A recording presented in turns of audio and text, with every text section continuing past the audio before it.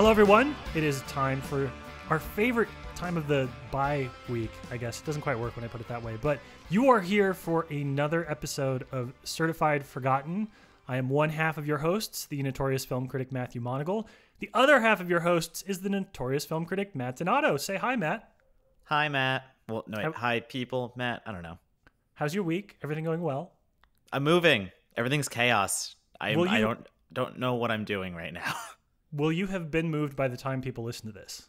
Yeah, depending on when we put this out. I don't know. The future is weird, and I don't know when we post our episodes. We're just recording things at this point, so totally. I'm going to say yes. So just assume I'll be in LA. Send happy thoughts to Donato one way or the other. It's he's going through a major life change, but it's not just the two of us. It's never just the two of us. We also have an awesome guest. Matt, can you do the introductions for us, please? Yes, with us on this episode, we have Melissa Kay, who you may know as a game developer or as a horror aficionado on Twitter or as a Jeffrey Combs aficionado on Twitter, which plays in nicely to our movie today. So, Melissa, would you like to say hi to the people? Hi to the people. Yeah. Thanks for having Melissa, me. Oh, yeah, of course. So happy to have you on board. And we're going to start with the questions that we ask all of our guests. So, sort of the first one that we typically talk about is how you got started as a horror fan. And particularly for this, a lot of times the way that I always think of it is people get introduced to horror movies because somebody shows them a horror film, but it's really when they start to discover stuff on their own that like their love of the genre takes root. So what were when did you realize that you were like, oh, I'm no longer watching horror movies. I'm finding stuff and I'm a real horror fan. Yeah, absolutely. Well, I did grow up surrounded by horror movies because my mom's a really big horror aficionado. So that's definitely where I got it from. And she was always playing movies, like, all the classics growing up. But she never let me, go to a video store and just like pick something out that looked really creepy or weird on my own until, I don't know, maybe I was like 10 or 11, and I was at a friend's house and they had a copy of It, and it looked very creepy, and so I was like, we need to watch this, it looks really scary. And they're like, no, we're not supposed to, it's for my older brother. But I was just obsessed with having to watch it, so we ended up watching it, and everyone else was like really freaked out, but I was clearly very obsessed. And then from then on, every time I went to the video store with my dad, I would always go to the horror section and try to find something like that would look really weird or cool. And I remember my very first one that wasn't influenced by anyone was Night of the Creeps. So I would say that definitely jump-started my love of finding it on my own. And I still remember that cover, and I still have it. That is such a special movie to kind of start on. And I'm curious if that put you on a path towards more comedic horror, or was that just an intro point to all kinds of horror? It definitely was an intro point to all kinds of horror, but I do hold a special spot for the over-the-top kind of comedic horror. Like from there, it was just like Evil Dead 2, and but yeah, I definitely jump-started that because it's a very special film, as you know. Oh, I love Night. Yeah, no, I love that so much. Good. Yes. So in those early days, then, when you were kind of falling in love with the genre and you were, pulling anything off the VHS rack, I'm always curious, like, what was your judge a book by its cover thing? Like, what criteria did he have where you were like, that VHS cover, but not that VHS cover? What stood out to you? What made you pick something up? Honestly, I was really into bright colors. So something that had like a lot of really fun colors, or that kind of, had hot looking people. I won't lie. So, you see like a really cool, scantily clad woman in like a horror film cover, and you're like, that looks badass. This is scary, but there's a hot babe, or a hot guy. And like, I'm not going to lie. When I saw the Night of the Creeps cover, I was like, this guy's in a really nice suit, but he looks dead, and I'm into it. And that was the start of many a fantasy for Melissa. Exactly. Explains everything. Hey, Matt, you know what other cover has really bright colors? Demon Wind. God. It does. and street trash. Oh See, my now gosh, Street I Trash. definitely have to have this episode too. air after the Demon Wind episode, because otherwise people would be like, "What's this callback to?" My bad. I'll try to make our callbacks more ambiguous. No, is No, that the you're word? great. No. Yeah. You're great. I love it. Yeah, I feel like I did VHS covers wrong then, because the stuff that I would pick up is like Evil Dead 2 and Castle Freak. I was just like, ooh, a weird face on the box. I think I'll watch that. And then I was like, oh, there's no nudity or sexy people whatsoever. I've made a huge mistake. I mean, there's some nudity in Castle Freak, like a lot actually. Yeah, Good- I suppose that's true. The good wrong memory, kind, Matt. though. Thank you. See, and then I just avoided horror as a child through the Blockbuster section, and I would just avoid it and run away from it. So that is where I am coming from as a child. Were you scared of it? Absolutely. I was terrified. I was so afraid of horror, and I might have said this on earlier episodes too, but the early years for Matt Donato were very anxious and very avoid anything that could be scary and maybe weird, and I don't know. I don't like the lights off at night. Well, I get you. I want to ask about kind of like that fear boundary too, because I am about to see, in 2 days, or actually about 24 hours by my watch, I'm about to see Audition for the first time on the big screen. And there's 3 movies. There's really only 3 movies that I've ever avoided as a horror fan, because I was like, I feel like this might be too much. One of them is Audition. One of them is Texas Chainsaw, which I've now finally seen. And then the other one is Martyrs, which I will never see unless forced to. So were there ever movies, as you were kind of being like, oh, this genre is awesome, I love all this stuff, that you were like, not that one, but that's a bridge too far? Yeah. I mean, I'll pretty much see everything and anything because I don't get scared anymore. I mean, I think I did when I was younger. But like the human centipedes, I'm just not into. It just doesn't do anything for me. And you shouldn't be. That's fine. Those can be ignored. Yeah. So I guess like that, I would say, more than anything, or something that just, mainly that type. Wait, So- did we just find the limits of Matt Donato's like trashy midnight love? Is it Human Whoa. Centipede? No, I've seen every Human Centipede. Don't get me wrong. They're just okay. I've seen one.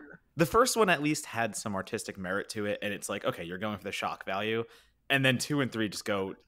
2 was trying to be like an auteur kind of thing that literally the only color was brown as people's shit, and then No, yeah, not into it. and I don't like shit. 3 was basically like we're gonna be really exploitation-y this time and cast some porn stars and we're gonna do no, absolute garbage. But I will throw my hat in the ring and will say I'm still not keen on spider-based horror. I will admit that not the biggest fan of spiders. I can watch them. I've seen my 8-legged freaks and I'm okay with that. But I will 100% admit that I still have not seen Arachnophobia.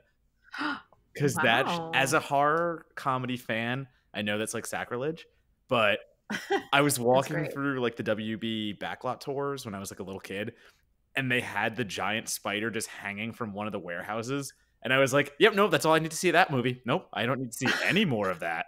So maybe someday I will, see my arachnophobia and conquer that kind of battle. That Arachnophobia? Yep. Well, yes, that actual phobia.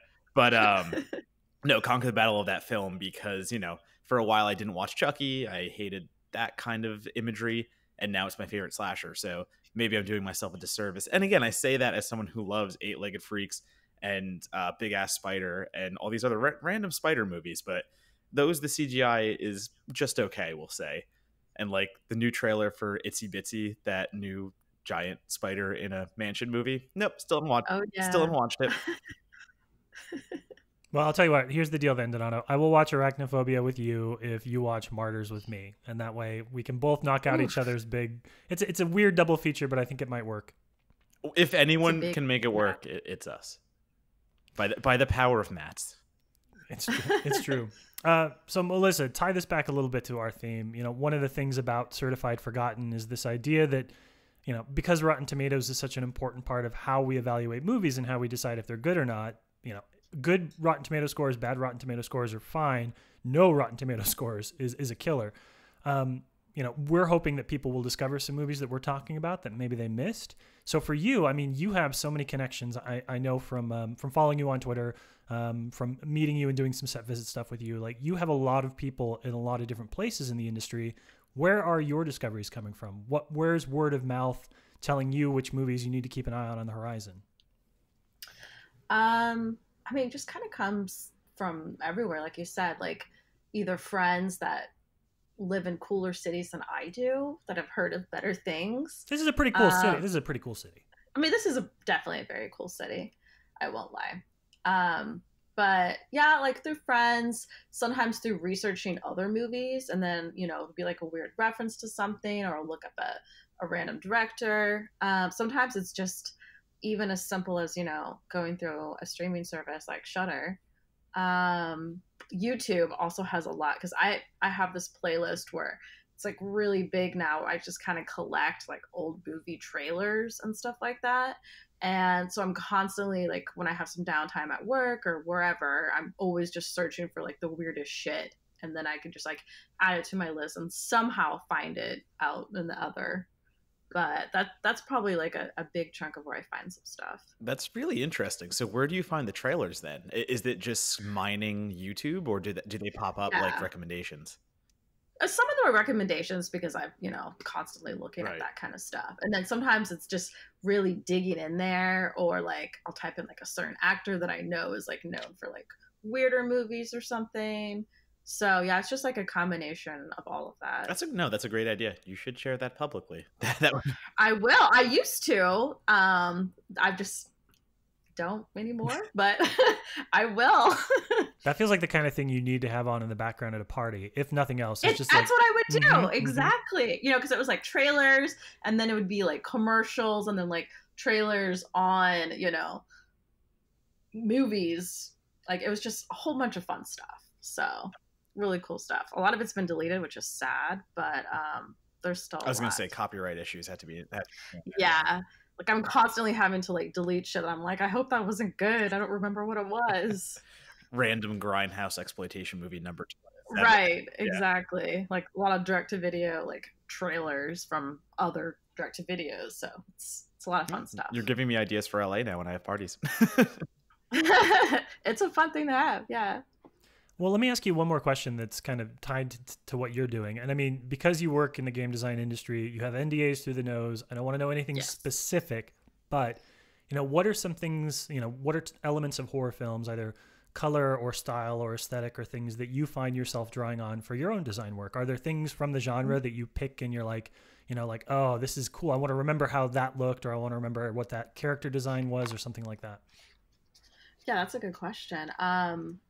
I'm obviously very visually stimulated, so I'm very influenced and inspired by color and lighting and like really beautiful, you know, production and set design. A lot of that is very inspiring, you know, not only like in my artwork, but like how I dress, how I like decorate my places, how I approach the design process. So a lot of that is very inspiring for me. And so I have a lot of, well, I will, since I just moved, have a lot of posters up because I just need to be constantly surrounded by it to be inspired. Is it more like darker? Is it more like yellow, colorful and stuff like that? Definitely yellow. Yeah, okay. Yeah. I'm a bitch for neon. Let's be real. As you alluded to before with the VHS and exactly. Your random hair color changes. Yes, this all makes sense. Yes. Yep, 100%. Well, I can't help but feel like we sort of stumbled into just the right movie for you then, because yeah, I'm going down the checklist. Bright colors, you know, a little bit of Jeffrey Combs. This wasn't a bad pick. Mm-hmm. And I was gonna say, yeah, I've never heard of it. And I was gonna say too, rewatching it, I forgot how much this film owes to actual like video game soundtrack design and whatnot. So I was like, oh my god, yeah. So I was like rewatching, going like, I really did pick another winner for one of our guests. This is, or maybe not winner, but you know, something that should be in the a good match. A good match. We'll see if it actually does pan out, but I think this is the point where we might actually start getting to that, right, Mr. Monagle? Yes, it is. And I'll just say that Donato was actually texting me this afternoon. He was like, I think Melissa's going to really like this movie. I was like, why are you just watching it today? So it's because I procrastinate, Matt, and I don't have a calendar. Deal with it. It's fine. Yeah, so if you haven't gleaned by all of our very subtle contextual clues, today's film is Motivational Growth. It is a 2013 film by a writer-director named Don Thacker, and it tells the story of Ian Folliver, played by Adrian Di Giovanni, a shut in, a man who has lived by himself in his dingy hotel room for, months and months on end. The only solace he has in his life is Kent, his vintage television, who plays the best of 90s pop culture for him. One day after Kent goes on the fritz and explodes, Ian decides that he's going to end his life. He goes into the bathroom, fills his tub with toxic chemicals to, shuffle off the mortal coil, realizes that the vent above the bathroom, above his bathroom sink, is actually pulling that air out, and slips and falls when trying to fix it, hits himself in the head. When he wakes up, he finds that there is now a sentient mold, the mold, on the floor next to the kitchen cabinet, voiced by Jeffrey Combs, who begins to tell him that there is a better way, and that if he trusts the mold will look after him, Jack. There's a lot of interesting visual ideas here. There's a lot of, as we were talking about just a second ago, video game design elements that are going to be pulled into this conversation as well. But Melissa, you're our guest. Let's start 1,000 feet up. First impressions, what'd you think? I thought it was wild. I've never heard of it before. And I really, like I said, the video game music, and like the little 8-bit interludes, I thought were really rad. It's definitely an interesting story. Haven't really seen anything like it. It was definitely worth a watch, I would say. Pretty crazy. So it pretty out there. A little hesitation in that voice, I feel like. There's some points I was like, what am I watching? I mean, it's a fucking talking mold voiced by Jeffrey Combs, who keeps referring to himself in the third person. It was really funny. But that's the point. The mold knows. You just keep the mold knows. You just follow the mold, Jack. But yeah, I think so. Donato, why don't you? Because there was a reason we picked this, not just because we thought Melissa would really like it, but this was actually one of the first movies we talked about for very cool reasons. Right, and this was one of the first movies that we realized we had seen together at a random New York City horror film festival that we did not know each other at. I think 2013 you said about that time. So I was covering like we got this covered. You were covering for whoever. We were definitely sitting in the same theater because it was only like a one-night screening. And lo and behold, did these two Matts know they would soon meet and create a podcast together? It was kismet. It was everything that we didn't know we needed. But yeah, so I mean, this is one of the reasons we started Certified Forgotten, because it's one of those movies, Motivational Growth, that we're talking about, that didn't really get a lot of traction after the festival. I reviewed it. I'm one of only 3 reviews on Rotten Tomatoes right now. And basically just kind of scuffled off to VOD, never really did anything big. I don't think it played any theaters. And why? It's one of those things you just don't know why. Like even just a little indie release, and maybe that's because indie and VOD wasn't as big as it was back then. But I really dig Motivational Growth for the reasons that Melissa was saying before. The 8-bit interludes are so much fun. You get this like random video game that's created for the movie playing on an old school cabinet television, and you have a full 8-bit soundtrack the entire time. It doesn't let up. Like I would buy this vinyl and I would put it on at a party and I would effing love the hell out of it. It's weird. It's weird as hell. It's a talking mold. You're like, hey, that's Jeffrey Combs. He's hilarious. He keeps repeating the mold over and over again. But I think there is also something to say about, everyday life and stagnancy and how easy it is to just fall into this pattern of nothingness without any quote unquote motivation. So I think it does hit on some things that are larger than just aesthetic pleasure. And I would also say, if you've seen the movie Relaxer, I forgot how much Motivational Growth is just like Relaxer. And I think Relaxer, came out this year even.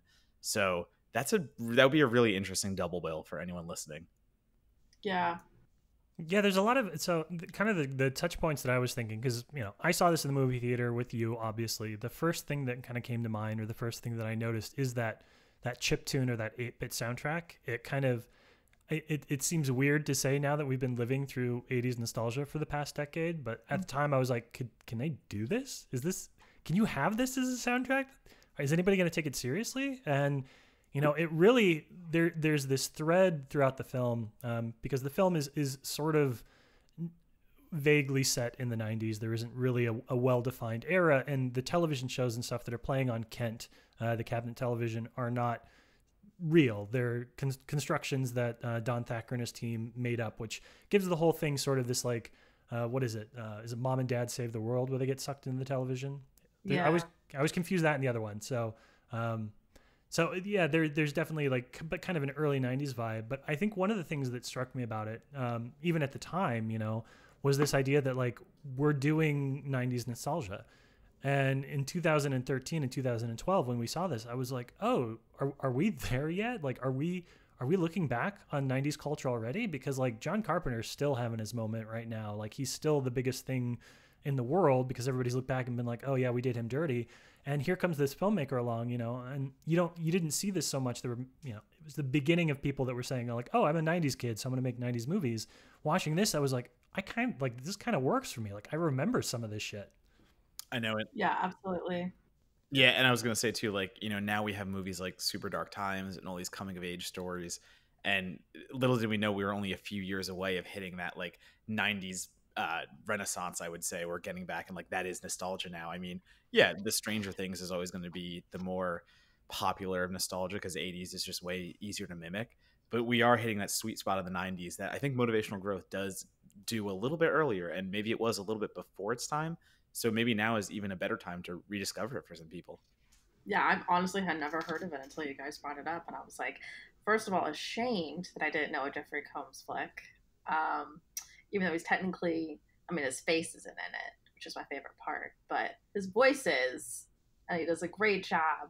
But yeah, I never really heard of it until you guys pointed out, and I was like, what the fuck?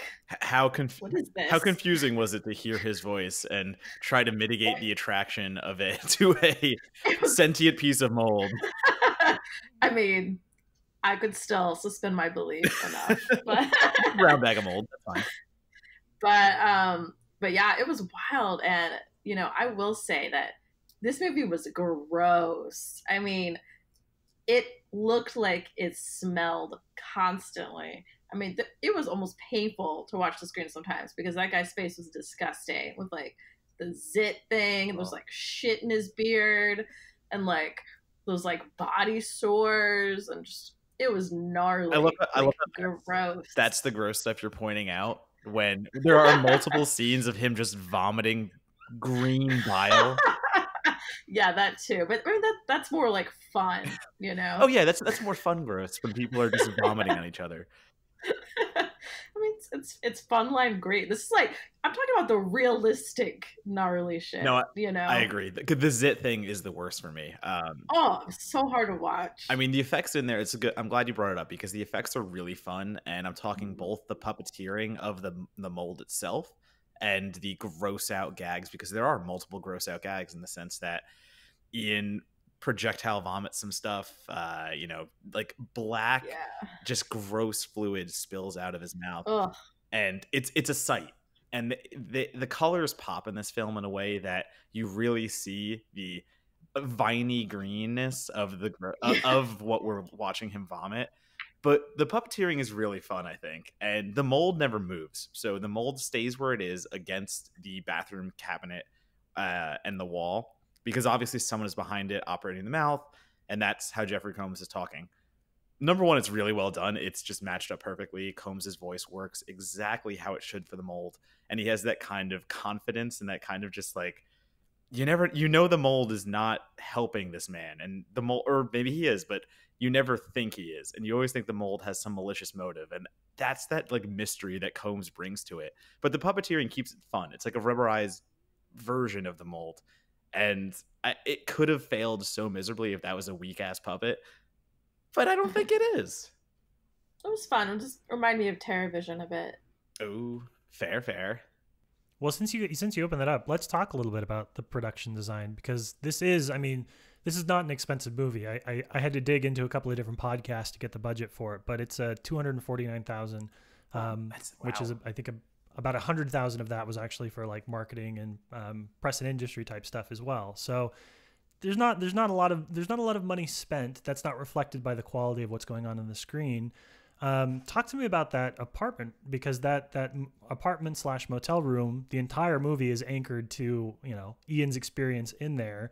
And, you know, I'm fascinated by how vibrant that space is despite, Melissa, as you were saying, like how disgusting and how dingy it is, it's a unique production design that, and I found like even watching it now, I find it strangely endearing despite it all. It's a hard thing to articulate. I think it's just, in a way, it felt like, oh, I've been there. I've been, in that position of like, not having a job, and man, we're kind of veering off the course of production design, but it felt very homey because I mean, not to that extreme, but to the point where it's like, yeah, I've got like a takeout container, like a lot of clothes and stuff like that. So it felt familiar at times. Sans mold. I was gonna say, calling it homey is a little bit of a stretch. If this is how you lived for a little bit, I do worry about you somewhat, because I mean, not to this extreme. No, and I think I do agree with you though. I like where you just pulled, like we've all kind of been there, where like you lose motivation, and this is the exaggeration on screen of Ian sitting on his couch, only moving so he doesn't get bed sores, surrounded just by pizza boxes and Chinese takeout containers and piles of cereal bowls just like lining everything. You can't see the floor, you can't see his table, it's covered in junk. But for some reason it's a really nice aesthetic touch, and I think it's because Ian doesn't really react to it. You have an actor that is so fully committed. I think, what did they say? For 16 months his character's been living in squalor, and he's just accepted it. He lives amongst the trash, and the trash becomes his home, and he loves it. Like, that is just what it is. And he's just like, I can't care enough about this, so I'm just going to make the best of it. And it doesn't make it so gross in a weird way. It just makes it kind of the character of the film itself. Right. It is another character of the film. It was shocking when he cleaned it. I know, yeah. It's like a whole new area. You're like, wait, where? This is the twist I did not see. Like, where's the red coming from? Yeah. Like, what? Well, I will say that I did find it kind of interesting with regards to this space and how we get used to Ian in that space. I haven't seen a lot of movies that use time-lapse photography where I'm like, oh, that was a good artistic choice. Most of the time it sort of stands out. But pretty early in Motivational Growth, we're treated to this prolonged period of time-lapse photography where we see him not really doing anything, like sitting on the couch and then getting up every now and then, going to the kitchen and then coming back and sitting on the couch. And there's something about that, like that use of this dynamic type of filmmaking that's supposed to tell a story. It's supposed to take a lot of activity and condense it down into a short period of time. And the fact that Ian is doing no activity, but spreading that out over a long period of time, there are all these little touches that should be so annoying and over the top and flashy and showy that I'm like, oh, I actually really like the way that they did that. Another example of that's like the copious amounts of fourth wall breaking in a lot of films that I'm like, oh God, all right, we get it, you're clever. And in this one I was like, I kind of like that he stops and talks to the camera. Oh, because it felt right. Yeah, because there's no other characters for a long time. I mean, there are a few other characters in the film overall, but we are the only people that Ian has to talk to.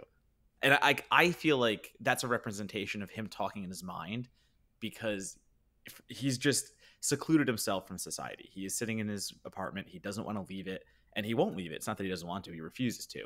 So I see those scenes as him breaking the fourth wall. That's also like his sanity breaking. That's also himself breaking down to the point where he is just talking to himself like there's a studio audience watching him. And that is what so much isolation will do to you. It did kind of feel a bit like a play. Yeah. Mm-hmm. You get the stage play atmosphere to it. Yeah. But I also think, like, playing off that a little bit, well, I mean, did the fourth wall breaking ever get too much for you guys? I'm just curious. The first time it did, it kind of threw me off because I was like, oh, okay, it's going to be this thing. But then it just kind of became comforting. Like, we're this voyeuristic, other mold, just kind of hanging out, watching him converse with this other mold, the mold. Yeah.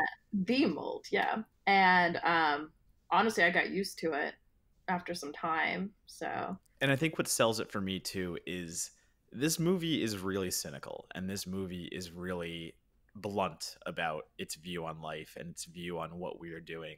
And even at the end, I feel like there's a little bit to question. I get the whole arc that it's taking, and I get what we see at the end, which maybe we'll spoil later, maybe we won't. but I really like the way they sell the narcissism and sell the cynicism. And I think that is why I allowed the fourth wall breaking to happen so often, because you get Ian narrating one of his bowel movements and equating it to what life is. And life is shit. And every shit we pass is a metaphor for life. And that worked for me. It worked in its simplistic, but still very on the nose and very witty delivery. That could have been a pretty crass joke, and it could have been a very one-off kind of statement on reality and like, yeah, life is shit, man. But the way Ian delivers it is kind of like, nope, what I'm doing right now is shit itself. Blah, blah, blah. And I love the way he can deliver that. Yeah, the monologues are really good. Yeah, and it's kind of a testament to I mean, like, you know, we've all seen really low budget cinema, and it's amazing to me that how much really hangs on the shoulders of your actors. If you have good actors, and I'm not talking about good actors by Hollywood standards, like if you can find people that are talented actors, regardless of where they come from and regardless of experience level, they will give you something that is so much better than all the combination of the various pieces. Mm-hmm. And I think one thing that's really impressive about this movie is like, yes, you know, I was reading and listening to some of the director talking about it, you know, and there's a good anecdote in one of the podcast interviews he did, is where he did the auditions for this in a public library. He rented out one of the little rooms in a public library because he knew that they weren't going to have enough of money to be precious. So his thing was like, if you can't do weird noises and scream in a library, knowing there's a room full of kids on the other side of the wall, we probably can't work with you. That's cool. But that's something that I think is really great about Adrian DiGiovanni, is like, this guy is good, and he's not good just by like, oh, he's good by $250,000 standards. He's good by any standards. He takes this character and he really makes him somebody who's sympathetic despite any reason that he should be. And he makes those monologues, which are so at times like so, you know, Tarantino light, mm-hmm. like, you know, frustrating film school stuff. And I'm like, oh, I can sink my teeth into this. This is good writing. Right. Yeah, I did think it was exceptionally well written. I was surprised.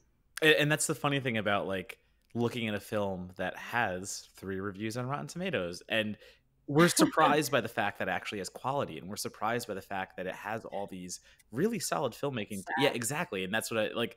It's that sad nature of, even just today, I tweeted something just about Rotten Tomatoes, like, hey, just curious, like, how do films get a Rotten Tomatoes page? Because I went to log a bunch of reviews, and the films don't even have Rotten Tomatoes pages. And I got that one comment from a friend. So like, it's not something that I took offense to, but it's like, oh, but like, Rotten Tomatoes is a bane on cinematic culture and it means nothing to a film's quality. But on the other hand, I'm like, counterpoint, what Rotten Tomatoes is, we have to acknowledge, it's a very significant tool that people use today. And that's how they judge if a movie is good or not. So whether we like the system or not, it's the system we're in. And the fact that an indie like this is on Rotten Tomatoes and only has X amount of reviews, it's immediately written off as like, I shouldn't watch this. It only has 3 reviews. Why would I even watch this? Even worse if it doesn't even have a page. So like, it's just so interesting to talk about this stuff in the context of Rotten Tomatoes and saying like, yeah, like I was surprised, like it was actually well written, and I was surprised it was actually well acted. It's very sad. Yeah, it is. It's funny you say that too, because I feel like Rotten Tomatoes is kind of like that shared language that people that are, extreme cinephiles versus someone that only sees Marvel movies, not that there's anything wrong with that, but people that are maybe not as obsessed with movies kind of can share that. They can be like, oh, well, I heard Us had, this score on Rotten Tomatoes, and like, it's like we both can want to see a movie based on this fact on a website. Exactly. Yeah. And I mean, something like Midsommar, I think, on Rotten Tomatoes, I would qualify that as an indie film. And for some reason, when it gets a 91% of Rotten Tomatoes and enough of us review it, then all of a sudden it's in the public talk. So, mm-hmm. when something like Motivational Growth doesn't really get the hype, it doesn't get enough reviews to be certified anything, yeah, it gets forgotten. And it's just so sad. But yeah, sorry, I didn't want to like derail the conversation just talking about the grander scheme of Rotten Tomatoes. But I think Motivational Growth is a really good example of a very solid product being misrepresented by the amount of reviews it actually has. And Absolutely. I think that'll go right back into the performance we were talking about. And I think my favorite monologue that Ian has is when he's talking while putting all the chemicals in the bathtub, and basically, trigger warning, he's about to commit suicide. but he keeps making these quips like, yeah, I might be dead, but I'll have a really clean bathroom, and like just stuff like that, just acknowledging the fact of how okay he is with the scenario and how complacent he's become with life and life meaning nothing. And it's so tragic and it's also so funny. And at that point I was like, yeah, this is a really great effing performance. I mean, I think Yeah, it's a solid, tight little film. Sorry, I didn't mean to interrupt No, you. you're good. No, you're good. I think that there's you know, I think there's a lot in both performances, honestly. But I want to ask, since we're talking about budget, and slight detour for me. Like I always feel bad, right? Part of the thing about these movies is that you end up anchoring the conversation around budget and available talent. So it's not like, oh, this is a really good movie, but you're like, oh, it's a good movie for $250,000, or like, oh, it's really good for the fact they don't have any names. That's part of it too. I feel bad. I'm sorry. This is a fun little movie, regardless of any kind of qualifiers you want to hang on it. But Melissa, as our resident Jeffrey Combs expert, how much does having a recognizable voice like his, and specifically his, add to the film? Because this is something you see, especially a lot of micro-budget films that can afford a day or two of an actor, and in voice work it's a little different because you're getting somebody for the entire movie, even if they're only putting a day or two in. But like, what is that degree of recognition, that degree of familiarity add to something like this? Could this have worked if it was like the second unit director that provided the voice of the mold? It's a very good question. I mean, for me, that was a huge draw because I'm a really big fan of his. And I think having like a recognizable actor play kind of like a character role helps, especially if it's not something that's not really well known. And, I didn't really hear a lot about it. It was definitely a big draw for me. And I think Combs killed it. I don't know if it would have been as funny without him. Because you can kind of also imagine what he would look like saying some of this stuff. That's a good question. I think it helps. But at what point does it become unhelping when you see the 100th Danny Trejo direct to DVD movie? Not that I have anything against. I mean, I think it has to be a certain type of actor. If it's someone like that, it's very prolific and like a million little cameos in every little film, then it kind of loses the appeal. But I don't feel like Combs does as much as, Danny Trejo. So it feels a little bit more special. No, and I will 100% agree with you. And I will 100% agree with the fact that you can picture Jeffrey Combs saying these lines. And even like there's one point where he's just bubbling his mouth. He's going like, ba-dum, ba-dum, ba-dum, ba-dum. And, right. And the mold is doing that with its mouth too. And it just looks like Combs. Like you can see it in the face. You can see it in the performance. And it's such a match. Yeah, I think Jeffrey Combs is perfect as the mold. And just the way he says stuff like, the mold knows Jack. And it's like, well, my name's not Jack. And it's just like, the mold. It's just so mysterious. And it's so Jeffrey Combs. And it's just so weird. And that's Combs 100%. Obviously, his backlog is the weirdest shit you can imagine. From the most mundane to something like he was in like a Truth or Dare movie one time. And it's still just so inarguably weirdly Combs. But Melissa, where does this rank on the scale of Jeffrey Combs films? So where would you put his performance in Motivational Growth?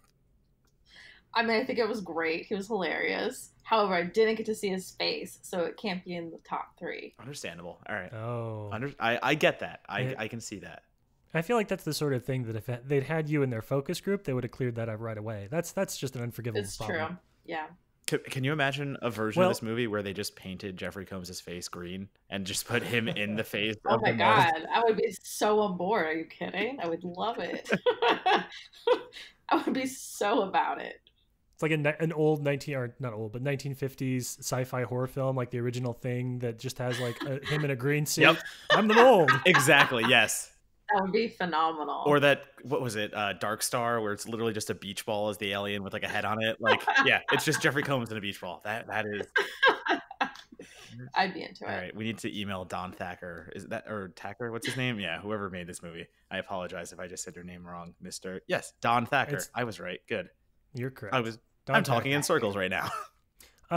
Talk to me, the two of you, because I'm curious what you thought about kind of the stuff that appears on Kent, the television shows, the interstitial 8-bit stuff, the video game, and the video game shots that they reference. Does this, as with everything, this movie is such a push-pull between like, oh, that's really crazy, and like, oh, is that too crazy? So does the cop show about the alien that crash landed on Earth, does the jazzercise video, does the urban yoga and all the various the different television shows and video games that they're showing, does it make the movie better? Does it make the movie worse? Could they have skimped on that a little bit? What do you think? I liked the idea. I'm not sure if I was in love with the execution. It felt a little forced to me, a little gimmicky, but I mean, I liked the idea, and I know it was like all the commercials that they made as opposed to, real ones they found. I don't know. I think it just it didn't hit the mark 100%. Yeah, I think a few were kind of played out. There are some scenes with like the Miami Vice kind of dudes where it's funny, Yeah. but like they keep going on and monologuing about being bros and the hot babes are like that's funny, and I get that. I really liked the yoga one though. It was like deaf yoga, and it's just like she's like, just forget about that shit. Yeah, just let all that go. Like let all that pressure go away and fuck that shit. And like I don't know, I really attuned to that as you watch Ian watching this from his couch, obviously not exercising, but still being able to connect with like, all right, maybe I can let this stress go, and whether he does or not. But I thought that was a funny play on a regular yoga thing you'd watch on TV. Also, again, the 8-bit stuff looks so good. It was great. 100%. Well, I think what they create is something called like Star Maker or Star Breaker or something like that, and it's basically like getting put into a really old school kind of like RPG game. It looks like a fantasy RPG. I forget what I'm trying to equate it to, like a Final Fantasy even or something like that. But Chrono Trigger. Yeah, exactly. And why am I saying this when this is like your field of expertise? But yeah, I really like the 8-bit stuff. I could have watched so much if it was just 8-bit stuff on Kent. And also, was I correct in hearing that it's a Commodore set? Yes. Yes. I was going to say set in 1964. So yes, literally a Commodore 64. Mm-hmm. Okay. I do know some. I wrote that down. I did. I was like, Commodore 64? Is that a reference to? Okay. So again, this movie owes so much to video game culture. And I think that does play into the pop culture appetite that this film has, and how Ian physically loses himself in these shows that he's watching, and they take over his life. And it's so subtle though. Like you wouldn't pick up on the video game stuff as it's happening, but even just having the soundtrack scoring it all, it kind of like, oh, I get it now. Yeah, I loved it. The 8-bit stuff was probably my favorite little parts of everything. I mean, it was just so surprising because at first you heard the TV going out and then you heard the soundtrack with the 8-bit and I'm like, oh, this rules. And then it actually went into an 8-bit segment. I'm like, okay, I'm on board. Yeah, there's 2 segments. I think there's even 2 where you get... Yeah, there's 2. Yeah, you get Ian talking to the mold, but you're able to do so much more with that animation, The actor playing Ian is already so emotive, and that's such an advantage to the film. But then you go into the 8-bit mode, and you just get the wild exaggerations of personality that you can't do in real life. So that was a really nice touch. I agree with that 100%. So are you guys going to be very excited then when I tell you that they're actually making a video game based on the video game that's in Motivational Growth? Amazing. Wait, seriously? That is so cool. Yeah, so some of the backstory for Don Thacker and company is they have a design company. They do commercials, they do films, they do video games, they do like interstitials for video games and things of that nature. And so they successfully crowdfunded a few years ago and then got locked down in an ugly lawsuit, which we do not need to go into here. The actual, I think it's like Phaser something. I can't remember what it is. But yes, they have a Twitter account and a Facebook set up for that, and they actually posted a couple times in the last month with some early gameplay footage and things of that nature. But it's exactly what you'd think. It's like a weird mixture of a first-person shooter and a side scroller, and it's all 8-bit style, and it looks weird and amazing. I'm so on board. I need it. That's awesome. I'm glad that something so weird can come from such a weird movie. Like, it's such a weird tangent to be like, no, he didn't do any movies after Motivational Growth. He started doing the 8-bit video game in there. And it's like, yeah, that kind of makes sense. That's rad. Yeah. It's like, that just makes trajectory sense. I want to ask, Melissa, since you're a video game designer, you might have some thoughts on this. It's interesting that he's watching this video game being played, and some of them are commercials, but there's also times where he's watching the gameplay footage, which makes Motivational Growth sort of like a pre-peak look at, I think things like Twitch. Like he's watching people play video games. He's not actually engaged with them. What do you think of that kind of interplay, the passive observance of video games? Because for a long time, I think if you thought about streaming, you would think of somebody like Ian Folliver. You're like, oh, like this person, he's not even playing. He's like watching at home. What a loser. And now it's, right. It's a multi-billion dollar industry. It is. And actually my best friend just got a job at Twitch and she's starting on Monday. So very cool. Yeah, it's very much been the topic of our discussions lately. I mean, it's actually been around for a long time, and people used to stream themselves playing on YouTube, as like walkthroughs or like, tips and tricks and stuff like that. And, they'd have the game and they'd have like their little face like in the corner or whatever. So it's been happening for a long time. And I think like ever since, Twitch started that, now it's just become a thing where you can sell yourself as a gamer and a personality, and a way to make some money, because a lot of people do, just playing. I think it's really interesting. I've never really been 100% into it, because when I see someone play, it just makes me want to play instead of watching them play. So it's hard for me to get really into it, but it's helpful when you're like, want to check out a game, or, you need help and you're like stuck and you want to see how someone else approaches it, if they have any tips while they're playing along. So it's a very interesting little subgenre within the game community. Yeah, it's Motivational Growth at times really feels like it's kind of a film about streaming, because he does break the fourth wall. He does turn and talk to the camera. You do watch him play, but then you have these picture-in-picture type things where you get to watch what he's watching while he's watching.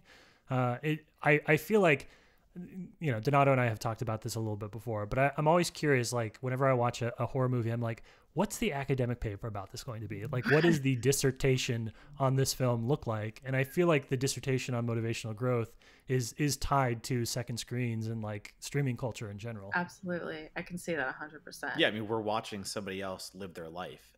And that, like you said before, this feels like a stage play in that there's no screen. We're almost there, basically. We're watching Ian. Ian's talking to us. We're in the room with him.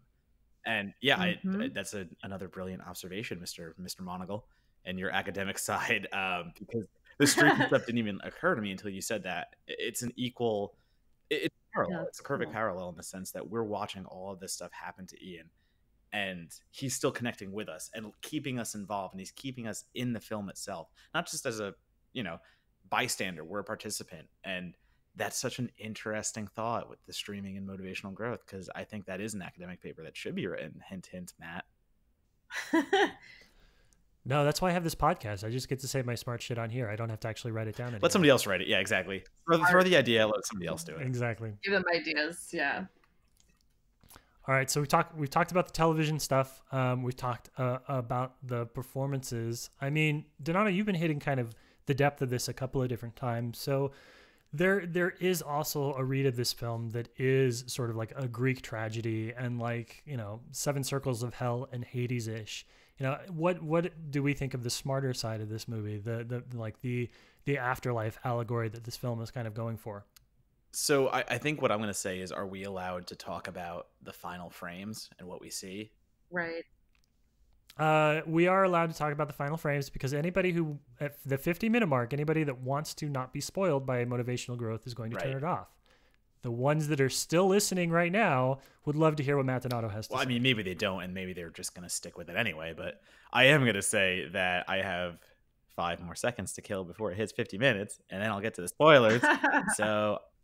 Well, we have the theme song too that goes in beforehand. Good. So So the ending shot is we see that Ian is a corpse, or not even a corpse, a decomposed, rotting, fleshy. And this goes right back to Melissa, what you said before, that this movie is gross. This effect is so cool. Just seeing his skeleton and all the gunk, the street trash-esque gunk that has fallen off of him. So basically it's suggesting that everything we've been seeing Ian do was the afterlife. The mold was never real. Obviously, it's talking mold. It was all in his quote unquote head. And it's kind of like a purgatory. It's kind of like almost he's being punished in a way because I know this is a redemptive arc for him technically in whatever state of being he is in, but the redemption happens after he's dead, so it's too little too late. So for me, the reading is don't waste your time. Life is precious. And I get that, all that. But man, this movie is so fucking mean before it gets there. Like Ian is just, he's given up on life and he's given up on everything.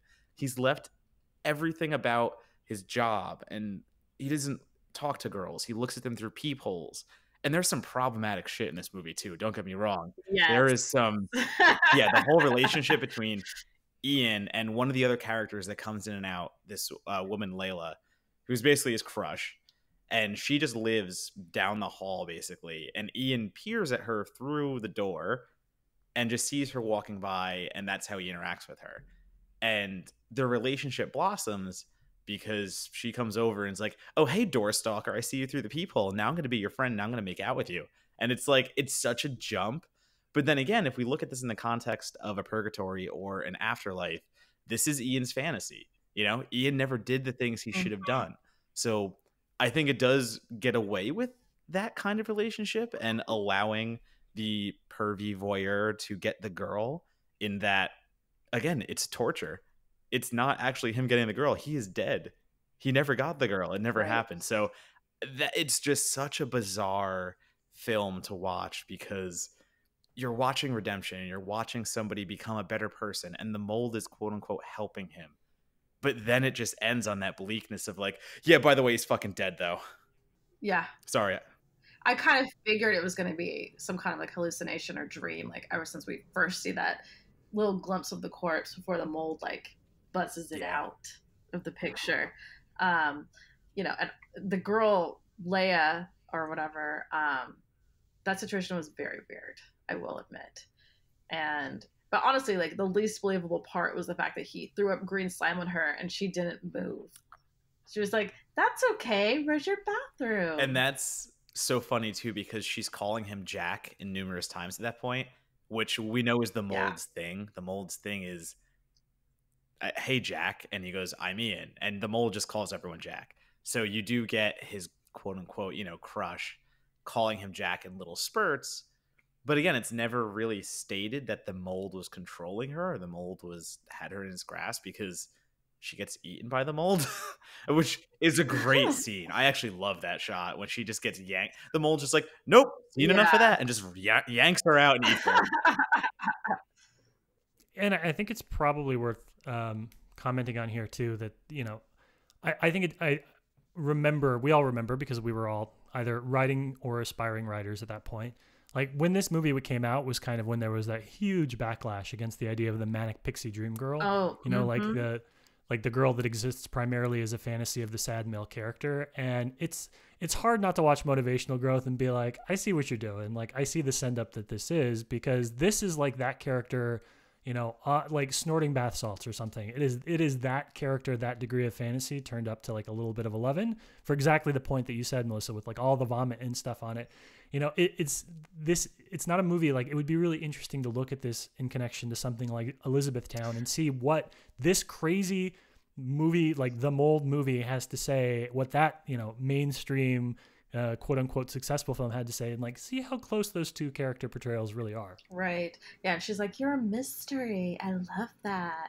You know, it's just projection. Exactly. And again, though, it's what Ian wants to hear. And that's what you keep getting. Exactly. What the mold thinks that Ian wants even to hear. deeper than that. Exactly. The mold is, isn't that weird that he's got a crush on what Ian thinks the mold thinks that Ian wants to hear. There are so many layers to this. Oh my God, that's actually a good point. But yeah, I mean, it's just so, even the stuff with what's the landlord's name? Ox? Yeah. Ox the Box. Exactly, Ox the Box. He is just a hard ass who breaks chimpanzee arms and talks about setting churches on fire with the broom handle in the door so no one can get out. So he's just the hard-nosed son of a bitch of the film. And some of his language is, again, it was 2012. It was before some type of, you know, backlash in popular culture. So it was interesting to hear that stuff just used so prevalently. But again, I think it all works in the sense that it's all in Ian's mind. It's all, well, not even mind because he's dead. So it's all in this fantasy world where it's what Ian should have done.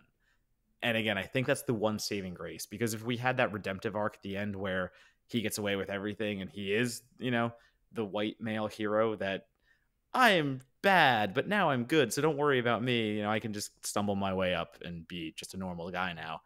Yeah, that would be a different movie. But we see his corpse. We see that, this son of a bitch literally died after not leaving his apartment for 16 months, and he lived a sad, sad life, and you shouldn't do that. So I think that's the only saving grace that comes out of the fact that there was some problematic stuff, but it's problematic for a reason and in the parameters of the film. Yeah, and I think this was definitely before, mental illness became a more public form for discussion, because a lot of people could have been like, he's depressed, and you don't just get over things. That was a big read for me, as he's watching the TV and the TV is talking to him, and that was a cool device that they do. All the TV shows are talking to Ian, and basically what they're saying on screen is the motivation for him to be better. And yeah, it's basically saying, hey, you're sad, just be happy, just go clean some things, trim your beard. It's basically take a shower. Right, it's belittling that thing. But we have friends that even today tweet something like, hey, I lost a bunch of weight and I'm feeling really good about myself, but wow, depression still sucks and I can't shake it. Like, it's just that thing where it's not as easy as that. And yeah, that is a read that also exists that I think some people are going to struggle with, because it's such a prominent read until you get to the end and realize he's dead. The whole time he did kill himself. Oh my God. And that was such a good monologue too. Literally talking about failure and being like, you know what? Do you know how people fail at anything every day and they die? You fail at driving a car, you die. You fail at eating sushi the wrong way, you die. Yep. And then it's like, you see Ian just looking at the camera like, I'm the guy that fucked up killing himself. What do I get? I don't even die. Right. But he did. Good for you, Ian. So is that a good thing, I guess? Success? Is that Success Town? I think that's a success story in motivational growth, if there ever was one. So I have two final questions for both of you then to wrap up our conversation with motivational growth. One, how many of the molds, what are the words, neologians or whatever they're called, little turns of phrase are you going to start incorporating into your everyday language? A lot. Definitely the mold knows, Jack. Kind of like that's gonna like the logs know, the mold now knows. It's gonna be the weirdest thing for you to text with your friend. Somebody reaches out to you and they're like, "I'm having a bad night," and you're like, "The mold knows." Oh, I so wish I had seen this before I met Jeffrey Combs, like 2 months ago, because I might have said something or had him draw like. And he probably would have went nuts, because who was talking to Jeffrey Combs about motivational growth these days besides me? If I corner him at a party. Major regret. Well, I'm going to say probably at the next convention, Melissa K. Melissa K. will be talking to Jeffrey Combs about this movie. Yes, I will. All right, that was question number one. Question number two, we actually ended this conversation in a pretty serious place, which I love, because these movies, the conversations we have about these films take us to unexpected ways. So we've got vomiting, we've got talking molds, we've also got depression, we've got, purgatorial commentary. There's a lot going into this movie. It's amazing how a film from only 7 years ago can already feel really dated in some interesting ways. But as a general rule of thumb, we're trying to figure out if movies should remain forgotten. Are you saying motivational growth should be refound, rediscovered by audiences? Yes. Yeah, I'm going to stick by my fresh tomato on Rotten Tomatoes of 3, and Aaron Peterson can go fuck himself for his rotten one. Oh, you've been called out on Certified Forgotten. I don't even believe that I did write a review. I don't believe my site was Rotten Tomatoes approved. So I'm just in the ether somewhere. And as I find myself, I will say, I also think motivational growth should be discovered. It's a weird movie. It's the kind of thing, it should be a midnighter for a lot of different reasons. It's too good to be bad. So it loses, the opportunity to be like a future Joe Bob Briggs movie on Shudder, but it's something that the people that find this movie are going to be obsessed with it. Yeah, and I mean, my last thing I will repeat, if you liked Relaxer, you're probably going to like Motivational Growth. And I know that Relaxer was in a lot of conversations this year. So, yeah, Relaxer fans, go find Motivational Growth. Also, Brain Damage fans, because I was getting that Oh, yeah. vibe There you a go. lot too. All right. For people that want to learn about the things that you know about design, about film, about color, Melissa, what's a good play for people to reach out to you on social media, connect with you, and see what you're up to? Yeah, I am Mecha Melissa pretty much everywhere that you can social media. So really easy, just Mecha, like Mecha, and then Melissa. Donato, people want to learn more about Demon Wind. Where do they go? For all Demon Wind commentaries, you can follow me at Donato Bomb on Twitter, Instagram, and Letterboxd, or you can follow my writing on /film, Flickering Myth, We Got This Covered, and many other websites around the interwebs. As for me, you can find my writing about horror and lots of board games recently, which I'm very excited about, at Labsplice, LABSPLICE on Twitter. That's probably the best place to go. I put everything that's relevant there. Any last thoughts? Any shout outs we want to give to Jeffrey Combs or Don Thacker or anybody else before we wrap this up?